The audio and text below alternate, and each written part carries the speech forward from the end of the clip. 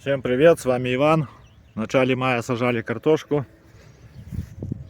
Такой вот результат на сегодняшний день. Все прибито дождями. Пошла мелкая трава. Редька прошлогодняя. Сейчас окушником пролечу, подшевелю трохи. Заодно где присыплется травичка, где выдерется. А там пару дней выждем и бахнем лазуритом. Все, сейчас буду окучивать, а дальше посмотрим.